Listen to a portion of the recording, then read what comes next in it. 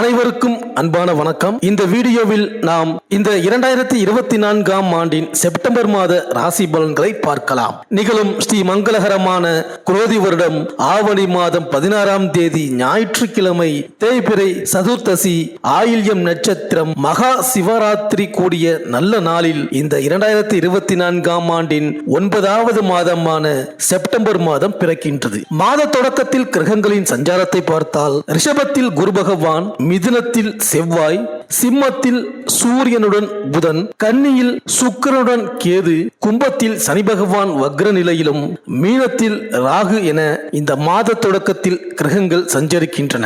இந்த 2024ஆம் ஆண்டின் 9வது மாதம் தான் செப்டம்பர் மாதம். நவ கிரகங்களின் தலைவன் சூரியன் ஆட்சி பெற்ற நிலையில் பயணம் செய்யும் சிம்ம மாதமும், புதன் உச்சம் பெறும் கன்னி மாதமும் இணைந்த மாதம் இந்த செப்டம்பர் மாதம். இந்த மாதத்தில் புத ஆதித்ய ராஜயோகமும் சுக்கிர ஆதித்ய ராஜயோகமும் செயல்படும். மேலும் இந்த ஆண்டு விநாயகர் சதுர்த்தி விழா செப்டம்பர் மாதம் 7ஆம் தேதி, அதாவது ஆவணி மாதம் 22ஆம் தேதி சனிக்கிழமை கொண்டாடப்பட உள்ளது. செப்டம்பர் மாதம் 6ஆம் தேதி பகல் 1:48 மணிக்கு துவங்கி செப்டம்பர் மாதம் 7ஆம் தேதி பகல் 3:38 வரை மட்டுமே சதுர்த்தி திதி உள்ளது. செப்டம்பர் 6ஆம் தேதியே சதுர்த்தி திதி துவங்கினாலும் செப்டம்பர் 7ஆம் தேதி தான் சூரிய உதய காலத்தின் போது சதுர்த்தி திதி உள்ளது. அதனால் அந்த நாளையே விநாயகர் சதுர்த்தி நாளாக கணக்கில் எடுத்துக்கொள்ள வேண்டும். அன்று சனிக்கிழமை என்பதால் காலை 9 மணி முதல் 10:30 மணி வரை ராகு காலமும்,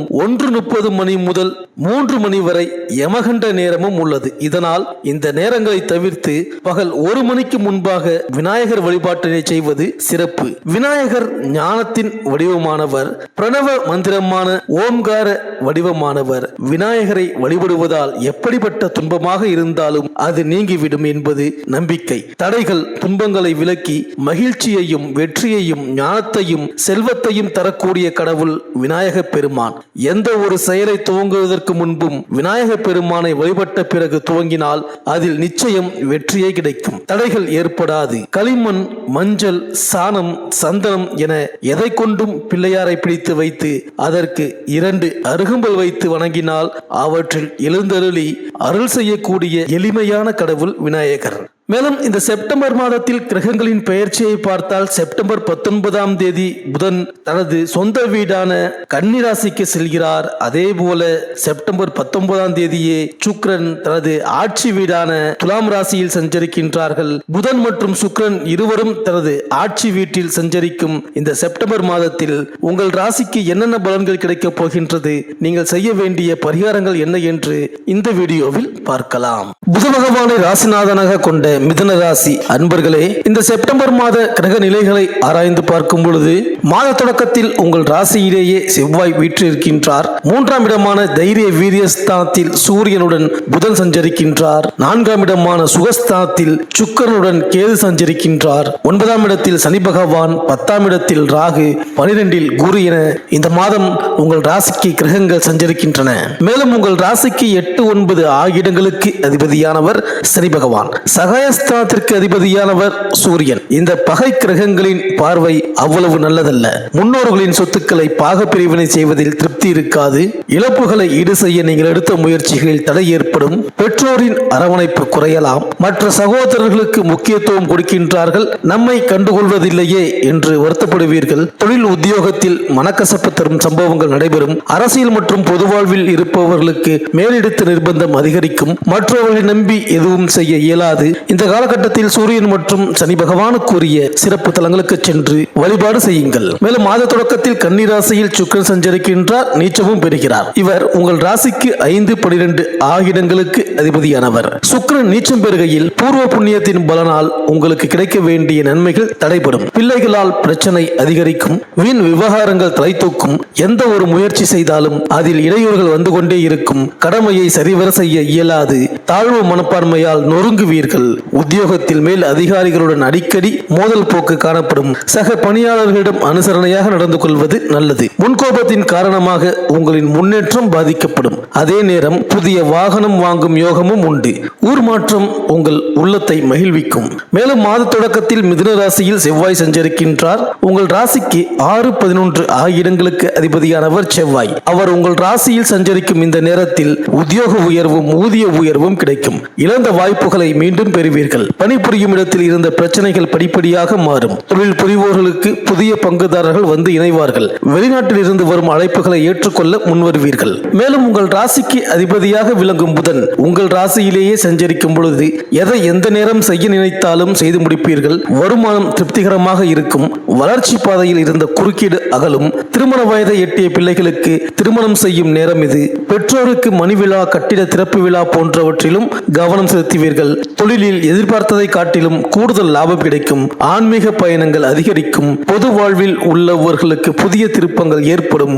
வியாபாரம் தொழில் செய்பவர்களுக்கு அதை விரிவுபடுத்தவும் வேறு இடத்திற்கு மாற்றம் செய்யவும் நீங்கள் எடுத்த முயற்சி கைகூடும். உத்தியோகத்தில் உள்ளவர்களுக்கு உயர் அதிகாரிகளின் ஆதரவு திருப்தி தரும். கலைஞர்களுக்கு திறமையை வெளிப்படுத்தும் சந்தர்ப்பங்கள் கைகூடி வரும். மாணவ மாணவிகளுக்கு ஆசிரியர்களின் பாராட்டு கிடைக்கும். பெண்களில் சிலர் அசாத்திய துணிச்சலுடன் சில காரியங்களை செய்து பாராட்டு. மேலும் உங்கள் ராசிக்கு விரயஸ்தானமான 12ஆம் இடத்தில் குரு பகவான் சஞ்சரிக்கின்றார். இதனால் மேலும் மேலும் சிறந்தவர்களாக காணப்படுவது உறுதி. பண்பு, பாசம், விறுவிறுப்பு, வேகம், சற்றே முன்கோபத்துடன் திகழ்ந்தாலும் செயல் திறமை உள்ளவர்கள். அறிவும் திறமையும் செயல் வேகமும் கொண்டவர்கள். வாக்கு வண்ணமும் சுத்தமாக நேர்மையாக உறுதியான நிலைப்பாடுடன் திகழ்பவர்கள். குடும்பத்தில் ஒரு சில குழப்பமான நிலைப்பாடுகள் தென்பட்டாலும் உங்களது சமயோஜித செயல்பாட்டால் அவை சாதகமாகவும் குடும்ப கௌரவம் பேணி காத்து வருவீர்கள். குடும்பத்தில் ஆடம்பர செலவுகள், வீண் விரயங்கள் உண்டு. உங்களின் புகழுக்கு பங்கம் ஏற்படுத்த நினைப்பவர்கள் ஏராளம். அவர்களின் நிலைப்பாட்டால் உங்கள் புகழ் மேலும் சிறந்து காணப்படும். அதற்கு உங்களுக்கு பொறுமை, நிதானம் கடைபிடிப்பதுடன்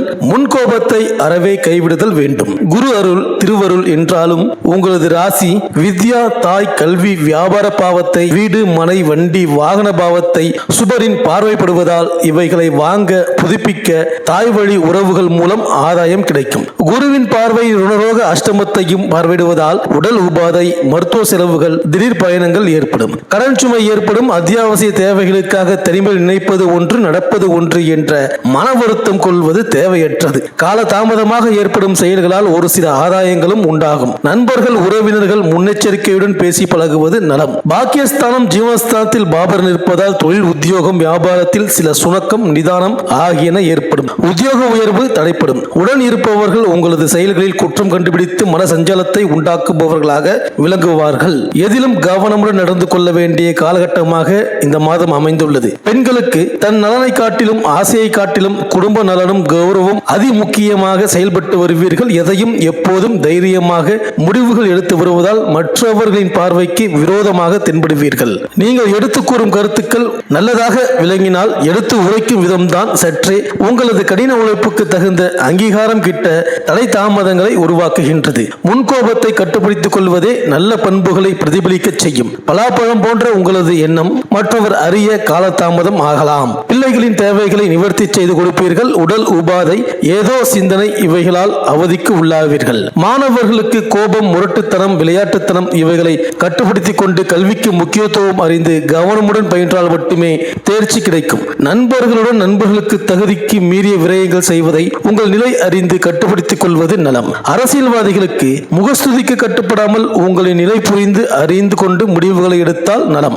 மற்றவர்களின் தூண்டுதலுக்கு ஆளானால் அரசியலில் கடைசி நிலைக்கு தள்ளப்படுவீர்கள். கடன் சுமை அதிகரிக்கும். கவனம் தேவை. நிதானம், பொறுமையை கடைபிடித்தால் வருங்காலம் சிறப்பாக அமையும். புதன்கிழமை தோறும் மகாவிஷ்ணுவை பிரார்த்தனை செய்வது நலம். இந்த மாதம் முடிந்த அளவு அசைவம் சாப்பிடுவதை தவிர்த்து வாருங்கள். உங்கள் பகுதிக்கு அருகில் உள்ள எந்த குருஸ்தலத்திற்கும் நீங்கள் செல்லலாம். வியாழக்கிழமைகளில் நவகிரகம் உள்ள எந்த கோவில்களுக்கும் சென்று வரலாம். மாலை நேரங்களில் லலிதா சகாஸ்கர நாமம் கேட்கலாம். பௌர்ணமி நாட்களில் சத்தியநாராயண பூஜை செய்யலாம். உங்கள் பொருளாதாரம் நன்றாக இருக்க வெங்கடாஜலபதியை வணங்குங்கள். நேர்மறை ஆற்றலை மீண்டும் பெற போதுமான பிரார்த்தனைகளை மற்றும் தியானங்களை நீங்கள் செய்யுங்கள். ஏழை மாணவர்களுக்கு கல்வி உதவியும் ஏழை பெண்களுக்கு திருமண உதவியும் செய்து வாருங்கள். இந்த செப்டம்பர் மாதம் அனைத்தும் நன்மையே நடக்கும்.